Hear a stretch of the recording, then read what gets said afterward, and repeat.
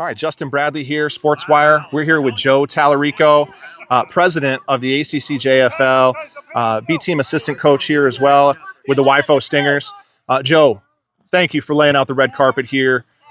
You, Leslie, the whole entire organization really doing a great job. It shows by the numbers. Tell us a little bit about that, some of that alignment, some of the things that you're seeing. Tell us what you guys are doing in the background to really get this organization up off its feet and getting the biggest enrollment you've probably seen in a long time. That's correct about the enrollment. We're very surprised with it. I think a lot of it had to do with our B Team Super Bowl appearance last year.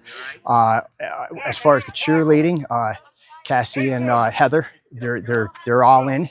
They're promoting a program. We've seen our cheerleaders grow quite a lot. Our C team right behind me, we're up to almost 40 players. That's awesome. Which is great.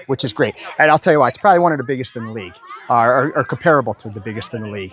And also our B team. Our B team is we're right around 20 plus. So Leslie, she's a great team leader. We have a great board of directors. We're completely full. In years past, we always had a vacancy here or there. Sure. Everybody's jumped in this year, excited for the 2024 season. Well, I mean, to that point, I mean, like you said, you've been around a lot of these organizations. You've worked in the Valley. You've been a part of organizations in the Valley. Out here in the country, I mean, just a little bit of differences. When it comes to things that you might do. Tell us a little bit about that upcoming. Not sponsorship, but that upcoming event that you guys have as an organization that's a little unique for you, even though you've been around the organization for so long. It is. Last year, I was taken back. They have a cow fundraiser. It's a cow and pig. We sell raffle tickets. We raffle them off. It's a tremendous fundraising program. It's probably one of the best I've seen. Being down in the Valley in the past with another organization, we did a cookie dough, and that was good. But coming up here, I mean, nothing matches this fundraiser that we have up here. Everybody participates. Hey, it reminds me of where I grew up, man, up in Susquehanna County. I mean, just that small town, good old fun. And again, we were just out at Trail the other night. I mean, doing a firearm raffle. All these organizations just do something a little bit different from their fundraising perspectives. And you know what? It's really cool to see. I really enjoyed having these conversations. I'm going around. One of the things I really wanted to talk to you a little bit about was, some just rule changes here with the ACC, right? We just implemented a rule last year, being able to do different things in the off season, spring seasons with, getting kids together, activities, 7-on-7, flag football. Tell us a little bit about what you're seeing from an outside perspective, what you're seeing and how that's benefiting some of the organization, some of the players within the organization. What do you see there?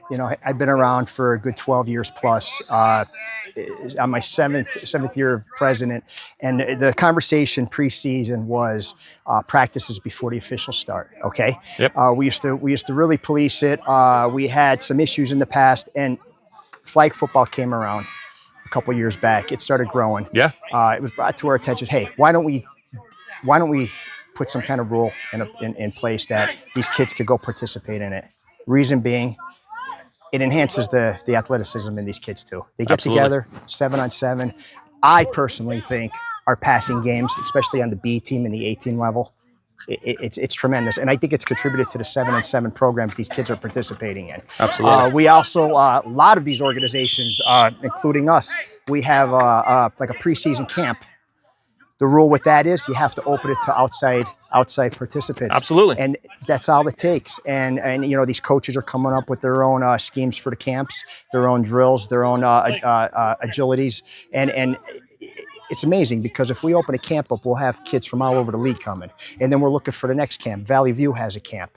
Kids are coming down there. Yeah. Riverside's having a camp. It's just growing and growing. And like every sport nowadays, they're almost 12 months out of the whole year. Absolutely. So we want to keep football, the wheels rolling with football, especially for this league. And I also think it's attracting more participants in the regular season for this league. Without a doubt. I know with the junior Cougars, we saw a big transition from Flags in the Valley, which was a local operation. And, once kids got to a certain point, they were transitioning and then their skill sets were always just a little bit more elevated. And, NAPA 7-on-7, NAPA Youth Football there in Dunmore, just a lot of different organizations throughout our communities that are open arms. They welcome everybody, Right. welcome all these different schools, all these different players, something definitely to get involved in. And again, we appreciate the feedback. We appreciate the hospitality tonight here, Joe.